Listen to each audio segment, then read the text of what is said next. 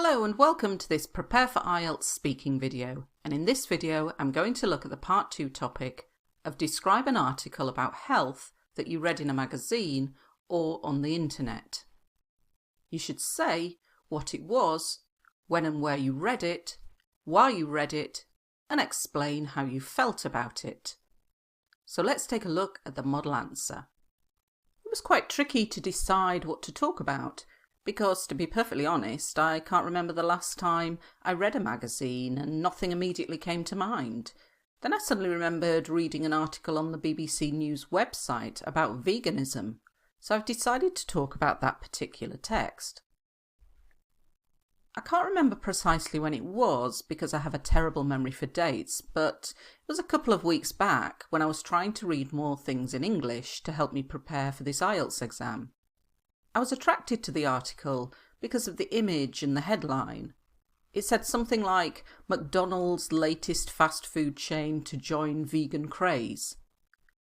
Apparently in the UK, many people turn vegan in January, and they call it veganuary. I am a foodie, and I'm not keen on restaurant chains like McDonald's, but I was interested to find out more about this diet craze, because I strongly believe that in the future, more people will follow plant-based diets. According to the article, there has been an 80% uplift in the number of customers ordering vegetarian options. Many organisations, whose names escape me, said that they are hoping that this move by McDonald's will help vegan foods to become mainstream. In the past, it was tricky to find vegetarian options, let alone vegan, so hopefully other food outlets will follow suit. As for what I thought about it, well, I found it quite thought-provoking and it made me think about my own diet choices. And moreover, I enjoyed reading an article in English. It was fairly easy to follow and the images and graphics made it engaging and a good read. Oh, I think I may have forgotten to say where I read it. Well, like I said, it was on the internet, and I was commuting to work when I read it. So let's take a look at some of the language in this text. I'm talking about veganism. Veganism is when you don't eat any meat, fish or animal products, so no dairy, no eggs. I've referred to it as a text. When we have an article, it has writing in it, so we can call this text. So I'm always trying to get some past continuous into the answer quite early to show the IELTS examiner that I have a good range. So when I was trying to read more things in English, I was attracted to the article. So whenever you look on the internet, the only reason you read lots of things or read certain things is because you are attracted to them. And here it was the images and the headline that attracted me. Companies like McDonald's, we call them fast food chains. That can be used in IELTS writing as well. A craze is something that becomes popular very quickly and lots of people are doing it. Apparently, in the UK, many people turn vegan in January. So when you're stating something, but you haven't got the facts, you're not saying it says in the Times newspaper. We use it a lot when we're not certain about something, and so people can't say you're wrong. And with the adjective vegan, we use the verb to turn vegan. And this is a new word that came into the English language a couple of years ago, and it does describe the month of January, where a lot of people go vegan, veganuary. So restaurant chains, just referring to fast food chains in a different way. Diet craze, so I'm repeating the word to show the IELTS examiner that I really know it, and if he or she didn't hear it the first time. To follow a diet, we collocate diet with to follow a diet, and people now often refer to the vegan diet as a plant-based diet.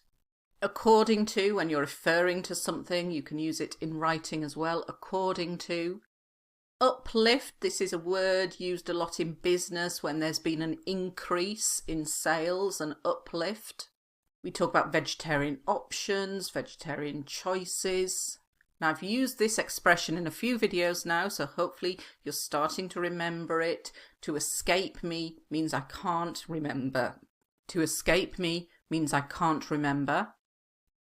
They're hoping, get some present continuous in there if possible. This move, when companies do something and go in another direction or introduce something new, we call it a move. Become or go mainstream. This is a useful expression, and mainstream describes what is normal in a society. So it's normal to get married. This is the mainstream.